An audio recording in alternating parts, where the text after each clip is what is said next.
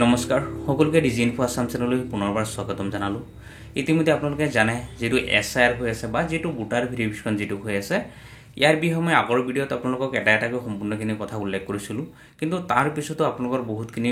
ইয়াত আপোনালোকৰ প্ৰশ্ন থাকি গৈছে বা বহুতৰ কিছুমান প্ৰবলেম পাই আছে। আজি আপোনালোকক এই ভিডিঅ'ৰ জৰিয়তে সম্পূৰ্ণ ডিটেইলছ আপোনালোকক জনাম যে আপোনালোকৰ যিখিনি কোৱেশ্চন আছে এইখিনি আপোনালোকে কেনেদৰে সলভ কৰিব বা যিখিনি প্ৰবলেম বৰ্তমান সময়ত হৈ আছে সেইখিনি আপোনালোকে কেনেদৰে সলভ কৰিব।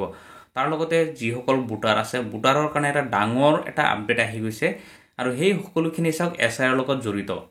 কাৰণ এসআইআৰ ইতিমধ্যে চাওক এসআইআৰ বিষয়ে মুখ্যমন্ত্ৰী এটা কথা কৈছিলে যে কিন্তু ইম্পৰ্টেণ্ট নহয় বুলি, ইমান ইম্পৰ্টেণ্ট নহয়। কিন্তু যদি ইম্পৰ্টেণ্ট নহয় তেতিয়াহ'লে এসআইআৰ কাম কিয় হৈ আছে, বিএলঅ'সকলক ইমান প্ৰেছাৰ কিয় দি আছে, বিএলঅ'সকলে এদিন দুদিন তিনিদিন সময় দিছে যে সকলোখিনি ছাবমিট কৰিব লাগে। গতিকে আজি আপোনালোকক সম্পূৰ্ণ ডিটেইলছ জনাম যে আপোনালোকৰ ভোটাৰৰ কাৰণে আপোনালোকৰ যিটো ডাঙৰ আপডেট আহিছে, আপোনালোকৰ আধাৰ কাৰ্ডৰ আপোনালোক কেনেদৰে তাত লিংক কৰিব লাগে বা আধাৰ কাৰ্ড নহ'লে যে আপোনালোকে একো কৰিব নোৱাৰিব, সেই বিষয়ে আপোনালোকে এটাকৈ সম্পূৰ্ণ আপোনালোক দেখুৱাম আৰু আপোনালোকে সেই বিষয়ে সকলোখিনি ক'ম। গতিকে সকলোকে এটা ৰিকুৱেষ্ট থাকিল আপোনালোকে ভিডিঅ'টো সম্পূৰ্ণকৈ চাব। তাৰ লগতে যদি আপোনালোকে নতুনকৈ চাই আছে তেতিয়াহ'লে চেনেলটো ছাবস্ক্ৰাইব কৰি ভিডিঅ'টো লাইক আৰু শ্বেয়াৰ কৰি দিব। ইতিমধ্যে চাওক এসআইআৰ বিষয়ে আপোনাৰ এটা কুৱেশ্যন আছিলে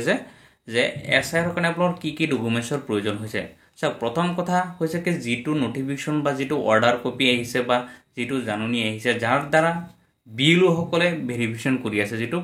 ভোটাৰ পুনৰীক্ষণ যিটো কৰি আছে তাত কোনো ডকুমেণ্টছৰ কথা উল্লেখ কৰা নাই যে আপোনালোকে ডকুমেণ্টছ ছাবমিট কৰিব লাগিব। কিন্তু কিছুমান বিএলঅ' হওক বা কিছুমান ইনফৰমেশ্যনৰ ভিত্তিত যিখিনি পাই আছোঁ যে কিছুমানে ডকুমেণ্টছ তেওঁলোকে চাই আছে। কোনখিনি চাই আছে চাওক,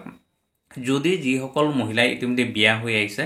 তেওঁলোকৰ বয়সৰ যদি ডিফাৰেঞ্চ হৈছে তেওঁলোকে সেই ডকুমেণ্টছখিনি চাই আছে, কিন্তু তেওঁলোকে ছাবমিট কৰিবলৈ কোনো অৰ্ডাৰ বা কোনো নটিফিকেশ্যন তেনেকুৱা আজিলৈকে পোৱা নাই বা বিএলঅ'সকলেও সেইখিনি ক'ব নোৱাৰিব। কিন্তু তথাপিও তেওঁলোকে সেই ডকুমেণ্টছখিনি চাই আছে। তাৰ লগতে চাওক যিসকল বিয়া হৈ আহিছে বা বিয়া হৈ গুচি গৈছে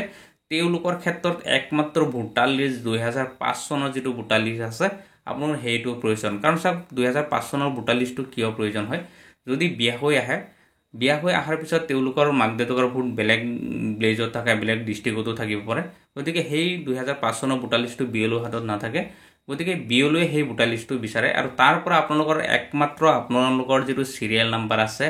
যিটো খণ্ড নম্বৰ আছে, যিটো সমষ্টি নাম্বাৰ আছে, এই তিনিটা ইয়াৰ পৰা লৈ পেলাই বাকীখিনি 2025 চনৰ ভোটাৰ লিষ্টত আপোনালোকে সেই নামখিনি তাত এইবিলাক এণ্ট্ৰি কৰি দিয়ে। তাৰ বাহিৰে বেলেগ ডকুমেণ্টছৰ কোনো প্ৰয়োজন হোৱা নাই। কাৰণ ইতিমধ্যে জানে যে ভোটাৰ ভেৰিফিকেশ্যন যিটো এসআইআৰ যিটো হৈ আছে প্ৰথম পৰ্যায়ত চাওক এ আৰু বি ইতিমধ্যে ছাবমিট কৰিলে, এতিয়া চি আৰু ডি ইতিমধ্যে ছাবমিট কৰি আছে বা সেইখিনি ভেৰিফিকেশ্যন চলি আছে। যদি আপোনালোকৰ এতিয়ালৈকে চি আৰু ডি আপোনালোকৰ এতিয়ালৈকে যদি ভেৰিফিকেশ্যন হোৱা নাই আপোনালোকে সোনকালে আপোনালোকে এই ডকুমেণ্টছখিনি দিয়ক। ডকুমেণ্টছ মানে কি 2005 চনৰ ভোটাৰ লিষ্টটো দিয়ক। বাকী ডকুমেণ্টছ এতিয়ালৈকে তেনেকুৱা কোনো অৰ্ডাৰ নাই তেওঁলোকে চাবলৈ। তাৰপিছত আৰু এটা কথা আপোনালোকৰ আছিলে, এটা কুৱেশ্যন আছিলে যে মাক দেউতাক 2005 চনৰ আগতে ঢুকালে, তাৰ মাক দেউতাকৰ 2005 চনৰ ভোটাৰ লিষ্টত নাম নাই, আমাৰ কি হ'ব। চাওক ইয়াত দুটা কথা আপোনালোকে চাব লাগিব। তেওঁৰ কিবা কাৰণে তেওঁৰ বয়স যদি 38 বছৰতকৈ ওপৰত তেতিয়াহ'লে তেওঁৰ নিজৰ নাম থাকিবই, তেতিয়াহ'লে মাক দেউতাকৰ ভোটাৰ লিষ্টৰ কোনো প্ৰয়োজন নাই। দ্বিতীয়তে হৈছে যদি তেওঁৰ 38 বছৰতকৈ বয়সত কম আছে তেতিয়াহ'লে তেওঁৰ মাক দেউতাকৰ ভোটাৰ লিষ্টৰ প্ৰয়োজন। কিন্তু যদি মাক দেউতাকৰ তাত নামেই নাথাকে ক'ৰ পৰা দিব, সেইটো এটা ডাঙৰ কুৱেশ্যন হৈ আছে। কিন্তু এই বিষয়ে চাওক বিএলঅ'সকলৰ হাততো ইয়াৰ কোনো এনচাৰ নাই। ইতিমধ্যে মই সুধিছিলোঁ যে এই বিষয়ত কি হ'ব, তো এই বিষয়ত চাওক মই এই বিষয়ে কোনো ইনফৰমেশ্যন আপোনালোক দিব নোৱাৰিম যে কি হ'ব। ইতিমধ্যে বিএলঅ'সকলে সেই জেগাখিনিত যদি কোনো নাই তেওঁলোকে ব্লেংক ৰাখিছে আৰু ব্লেংক কৰি তেওঁলোকে ছাবমিট কৰি আছে। আৰু তাৰ পিছত কি ইনফৰমেশ্যন আহে, সেই তাৰ পিছত যদি কিবা ইনফৰমেশ্যন আহে সেইখিনিহে আপোনালোক জনাব পাৰিম। কাৰণ ইতিমধ্যে চাওক তেওঁলোকক এইখিনি ছাবমিট কৰিব দিছে, যিসকলৰ নাম নাই তেওঁলোকে ব্লেংক কৰি তেওঁলোকে ছাবমিট কৰি আছে আৰু এনেদৰে তেওঁলোকে ছাবমিট কৰি আছে। ইয়াৰ পিছত আপোনালোকৰ এটা ডাঙৰ আৰু এটা সমস্যা আছে চাব। আপোনালোকে হয়তো ভাবি আছে আপোনালোকৰ সকলোৰে নাম ভোটাৰ লিষ্টত আছে, যে আপোনালোকৰ যিটো ফাইনেল লিষ্ট আছে চাব 2025 চনৰ যিটো ফাইনেল লিষ্ট আছে সেইটো লিষ্টত চাব বহুত মানুহৰ নাম নাথাকিব পাৰে। যদি নাম নাথাকে আপোনালোকে কি কৰিব, কাৰণ আপোনালোকে যেতিয়া চাব 2025 চনৰ যিটো ভোটাৰ লিষ্ট আছে আপোনালোকে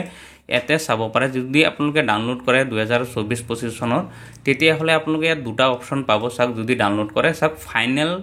ৰুল 2025 আৰু ছাপ্লিমেণ্টেৰী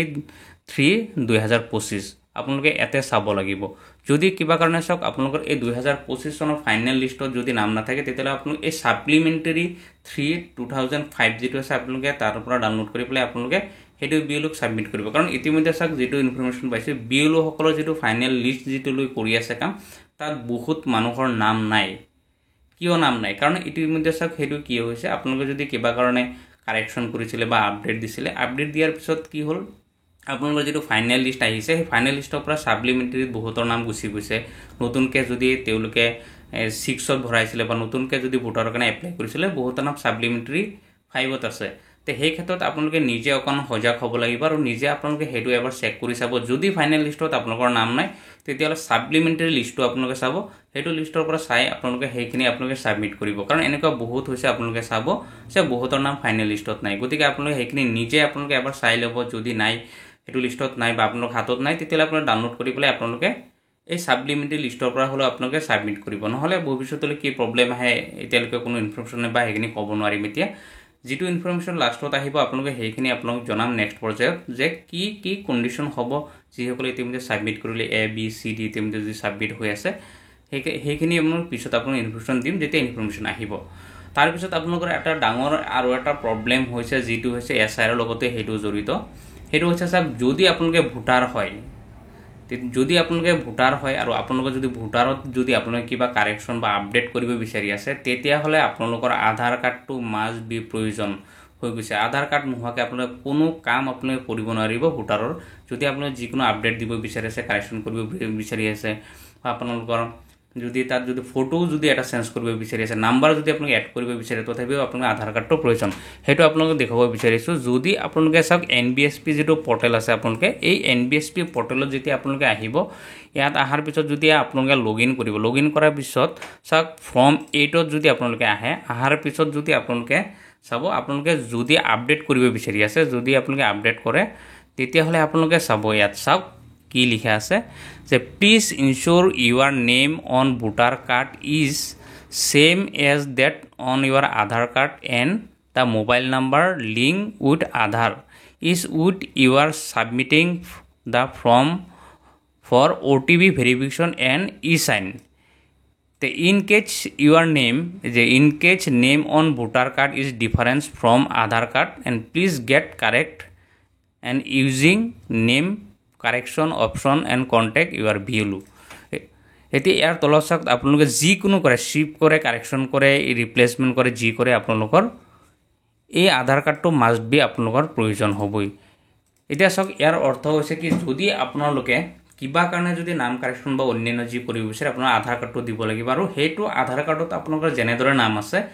সেম আপোনালোক হেই নামটো থাকিব লাগিব তেতিয়া হলেহে আপোনালোকে এটা কাৰেকচন কৰিব পাৰিব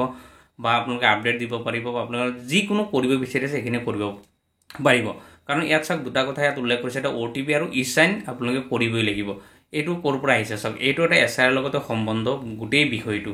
গতিকে সৰকাৰে যদিও কৈছে যে SIR ইম্পৰ্টেন্ট নহয় কিন্তু ইতিমধ্যে ইলেকশন অফিসে সম্পূৰ্ণ প্ৰসেস সম্পূৰ্ণ কাম ইতিমধ্যে কৰি আছে গতিকে সকলোকে মই ৰিকুৱেষ্ট কৰিম এটাই আপোনালোকে সকলো বস্তু এটা আপোনালোকে ভালকে পৰীক্ষা কৰি পেলাই আপোনালোকে সাবমিট কৰিব BLO ওচৰত তেওঁলোকে যাতে ভালকে হেবিলাক সমূহ সাবমিট কৰে যদি ভালকে সাবমিট নকৰে যদি কিবা কাৰণে ভুল হয় ৰং হয় তেতিয়ালে আপোনালোকে হেবিলাক প্ৰবলেমত পৰিব কাৰণ চাওক যেটো ভোটাৰৰ ক্ষেত্ৰত যেটো কোৱা হৈছে এতিয়া আগতে এটো নাছিলে যে আপোনালোকৰ আধাৰ কাৰ্ড নোহাকে আপুনি কাৰেকচন কৰিব পাৰে কিন্তু এতিয়া চাওক আপোনাৰ আধাৰ কাৰ্ডটোত মাস্ট বি আপোনালোকৰ মোবাইল নাম্বাৰটো থাকিবই লাগিব তাৰ পিছত আপোনালোকে e-sign কৰিবই লাগিব কাৰণ যেটো মোবাইল নাম্বাৰ দিব হেতত OTP আহিব OTP দি যেতিয়া সাবমিট কৰিব তেতিয়া হলে বাকি কাম আপোনালোকে কৰিব পাৰিব বাকি বা আপোনালোকে সাবমিট কৰিব পাৰিব গতিকে আপোনালোকে চাওক SIR হক বা ভোটাৰ ভেৰিফিকেশনে যি হৈ আছে বা যেটো আপোনালোকে ভোটাৰ কাৰেকচন কৰিব বিচাৰিছে সম্পূৰ্ণ ডিটেইলছ আপোনালোকে এটা ভালকে চাই পেলাই আপোনালোকে কৰিব যাতে আপোনালোকে ভৱিষ্যতলৈ কোনো প্ৰবলেম নহয় এতিয়া SIR ক্ষেত্ৰত মই আগতে কৈছো আপোনালোকে যেতিয়া সাবমিট কৰিব আপুনি যিখিনি ডকুমেন্টছ আপোনালোকে সাবমিট কৰিব সেই ডকুমেন্টছখিনি আপোনালোকে দিউতে ভালকে চাই দিব BLO সকলে ভালকে সাবমিট কৰিছে নে নাই যদি কৰিছে তেতিয়াহলে আপোনালোকৰ ভৱিষ্যতলৈ সকলোখিনি ঠিকই থাকে আহিব যদি কিবা কাৰণে প্ৰবলেম হয় তেতিয়াহলে আপোনালোকৰ হেইকোনো সমস্যা আপোনালোকে দেখা দিব গতিকে চাওক SIR ক্ষেত্ৰত বা ভোটাৰ ভেৰিফিকেশনৰ ক্ষেত্ৰতে হক যিকোনো সমস্যা যদি আপোনালোকে পাই আছে তেতিয়ালে আপুনি ভিডিঅত কমেন্ট কৰিব আপোনালোক সকলোখিনি সলভ কৰিবলৈ মই যত্ন কৰিম